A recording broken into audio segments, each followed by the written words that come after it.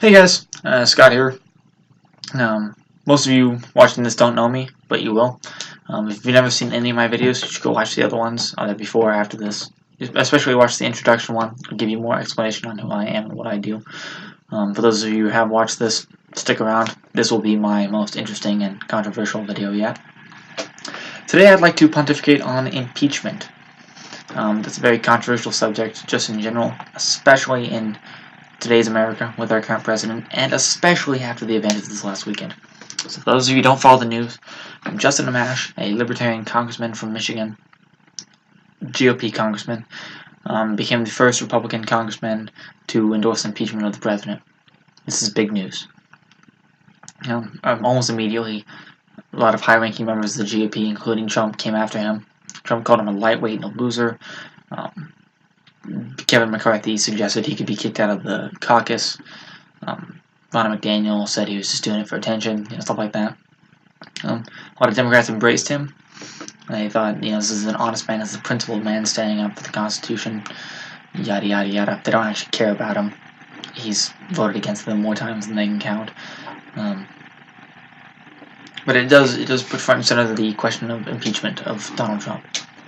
So the reasons that Justin Amash put forward and that a lot of Democrats put forward for impeachment is Trump's conduct with the Mueller investigation, and specifically how his Attorney General and Trump handled the Mueller report. Amash says that the Mueller report paints a picture of obstruction that is impeachable. He believes that the conduct of the president in relation to Russia and in relation to the Mueller investigation is worthy of impeachment. I disagree. I don't think Trump did I don't think Trump did anything that constitutes obstruction of justice. It was embarrassing. It wasn't conduct you would want from a president, but it was no different than Bill Clinton lying about having an affair with an intern in the White House. Was it bad? Yeah. Was it impeachable?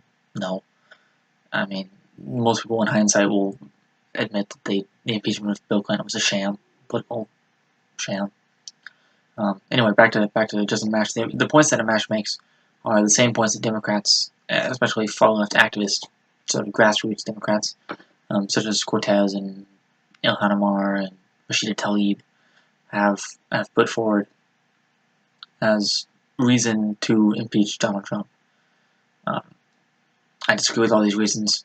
Almost the entire GOP does. Trump has not conducted engaged in impeachable conduct on that front. Nonetheless, Donald J. Trump, President of the United States, deserves to be impeached by the House of Representatives. Now, for those of you who are Republican and conservative on the other side of the camera, screaming at me for saying that, hold on before you quit the video and unsubscribe. Give me a second to explain myself, and then you can decide whether or not you disagree. Notice that I specifically said he deserves to be impeached, not convicted, impeached by the House of Representatives. This doesn't mean he needs to be convicted by the Senate. It doesn't mean he deserves to be convicted. It doesn't mean he deserves removal from office. None of which I believe. However, he has engaged in impeachable conduct that deserves the stain on his record that impeachment provides. Impeachment is a political process. It's not a legal one. The House of Representatives can impeach for whatever it deems impeachable. In this case, Trump is engaged in impeachable conduct. Specifically, he has engaged in unconstitutional conduct that runs contrary to the Constitution and to the principles on which the country is founded. In particular, really specifically, his declaration of a national emergency to fund his border wall is blatantly unconstitutional. Let's do a brief history of the wall. So, end of 2018, Congress passes a spending bill. Right? Doesn't include funding for the wall. It's the last spending bill that a GOP House will pass. Passes it. Trump vetoes it. Okay, cool. I mean, they debated. They didn't determine the wall was worthy of funding. Trump vetoes it. Government goes into shutdown. That's within his constitutional right. Government is shut down for a month. Congress passes a couple of spending bills during that month, none of which have border wall funding. So the Senate doesn't pass them. They don't go anywhere. Congress debates. So this was a debate. Congress is debating. They found the wall unworthy of funding. Whether or not you agree with Congress, that is Congress's prerogative as the legislative branch. Trump, deciding that what Congress says isn't what needs to happen, ends the national emergency. He says he's going to sign whatever bill they need to sign. He needs to sign to end it. And then proceeds to declare a national emergency. Ends the shutdown, and then proceeds to declare a national emergency to steal money from the Pentagon. Let's be clear about this. That money was stolen. Congress, as the legislative branch, put that money to specific use in the Pentagon, and Trump decided to take it unlawfully and use it towards his pet project. So Trump declares his national emergency. He steals the money from the Pentagon for his wall. This is blatantly unconstitutional. The president is not given the power to fund things willy-nilly for a reason. Congress is given the power to fund projects. As the legislative branch and the representative of the people, that is where the power is located, because the founders did not want a king. If the founders had desired a king, they would have given us a king. Having the president declare a national emergency to steal money from places is already authorized by Congress for his own projects is the definition of a king. If the president can spend money however he wants, he's not a president anymore, and Congress is useless, right? Because if the president can just say, oh, climate change is a national emergency, oh, gun control is a national emergency, oh, healthcare is a national emergency, and steal money from congressionally mandated budgetary places for his own projects, then the separation of powers in our Constitution breaks down. So, back to the point, his declaration of national emergency is blatantly unconstitutional.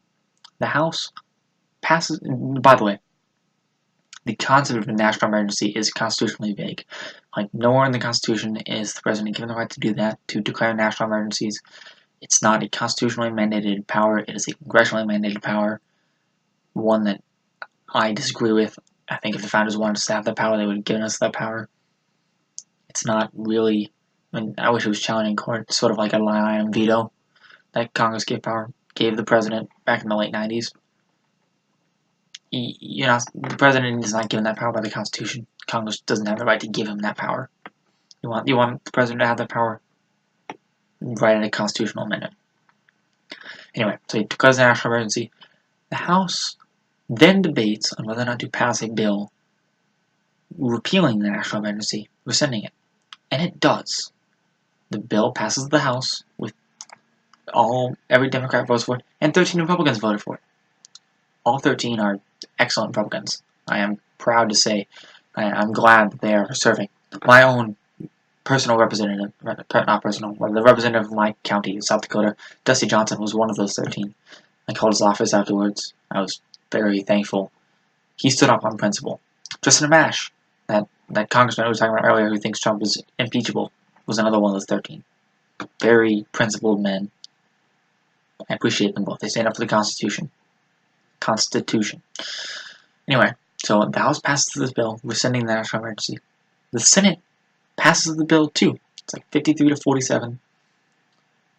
Trump vetoes this bill. Trump vetoes the bill. Not enough votes in the Senate or House to overturn that. But the fact that the House and the Senate passed the bill again shows that Congress debated and found his wall undeserving of funding. This is not Congress maybe did this, maybe did that, and Trump took it upon himself. This is Congress decided the wall was not deserving of money, and Trump decided that he didn't care what Congress said anymore. It's blatantly unconstitutional and needs to end. Through impeachment means. Now I take this position on every president. Barack Obama did a lot of unconstitutional things, DACA being a prime example. George W. Bush did a lot of unconstitutional things. Bill Clinton, I'm sure, did unconstitutional things. Same with the first Bush, same with Reagan, same with Carter, same with Ford. Every president since about probably Coolidge has done things that are unconstitutional, that were counter to the wishes of Congress, and that are deserving of impeachment. The founders did not want impeachment to be such a rare process, and intended for impeachment to be used on a regular basis by Congress to keep presidents in line and keep them working in line with Congress. So what Trump did is impeachable.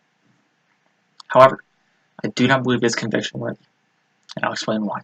Impeachment is a political process, right? The House can impeach. That moves towards conviction, but the impeachment itself leaves a stain on the president's character and on his record.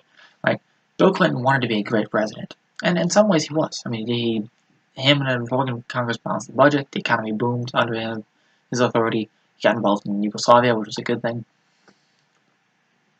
But first and foremost, he is forever remembered as being the guy who was impeached for having an affair. Nixon would have been impeached. Nixon wanted to be the greatest president since George Washington, and if he hadn't committed Watergate, he probably would be considered that today. But he will forever be remembered as the guy who was almost impeached because of a scandal that brought him down. Impeachment leaves a historical stain, and it's not one that any president wants. That's what the founders intended. That's what they wanted. Impeachment does not have to mean removal from office. It just means you leave this permanent mark on their history, on their record, and on their character. And the threat of that is usually enough to keep presidents in line. Or would be if we use it on a regular basis. Conviction is a different beast altogether. Convicting the president of whatever he was impeached for means you've found the president guilty not only of what he'd done, but also guilty to the point of being worth removal from office. This is a much harder line to find. Because conviction really is a legal process now. I mean, now you're talking actual changing of presidencies. The only president the only president who was considered for impeachment that was worthy of conviction was Nixon. Like Bill Clinton, schmoozed with an intern. He, quote, obstructed justice by lying about it, like any decent man should. I mean, if you want to protect the honor of the woman you've schmoozed with. That was not worthy of conviction, as the Senate proved. Andrew Johnson, the only other president impeached, was impeached for not following a blatantly unconstitutional law. He was acquitted. He was not worthy of conviction.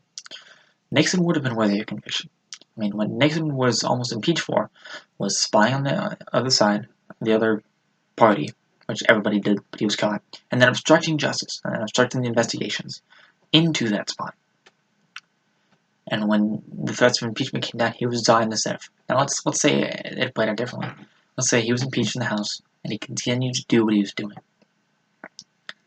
That's the conviction-worthy conduct. Impeachment is supposed to get a president to either A, stop whatever impeachable offense he's committing, or keep him from committing an impeachable offense. The threat of impeachment is. If you're impeached, and then you continue to do the thing you were impeached for, that makes you worthy of conviction. When I say Trump is worthy of impeachment but not conviction, I say that because his declaration of a national emergency will probably be struck down by the courts, as it should. The House still deserves impeachment as punishment, but because the emergency declaration will be struck down, it is not worthy of conviction.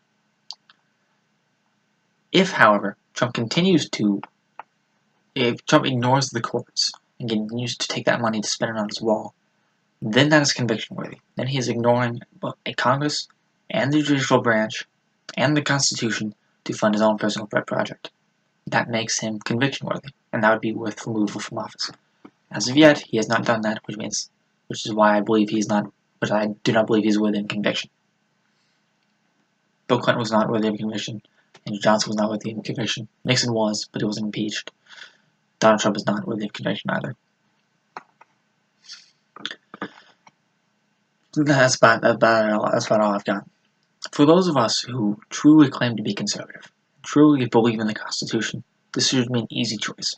There are a lot of conservatives out there who line up blindly behind Trump because he does things they like the wall. It does not matter if the president does things you like. The way the president does it, or the way the government does it, or Congress does it, it matters too. Trump can do a lot of things that I like unilaterally. He could probably cut taxes by himself, right? I mean, he's the president, he has the power to hold the IRS to do that. that does not make it constitutional or legal or right. When Trump bombed Syria without congressional authority, I liked that. I liked the bombing. That was not constitutional. That violated the War Powers Act. Just because you like something does not mean, just because you like the president doing something does not mean he has the right to do it. The process matters just as much as the product, guys. And we as constitutional conservatives need to remember that and recognize that. Trump building this wall through unconstitutional means, even if you like the wall, is wrong and deserving of impeachment. And I would hope that all honest constitutionalists out there would agree with me. That's all I have for you guys today. That was a longer video than I'm usually up to, but this is an issue that I find important. I hope you enjoyed. I hope I convinced some of you of something, or at least opened your mind to other possibilities. And as always, I'll see you in the next video. Have a nice week.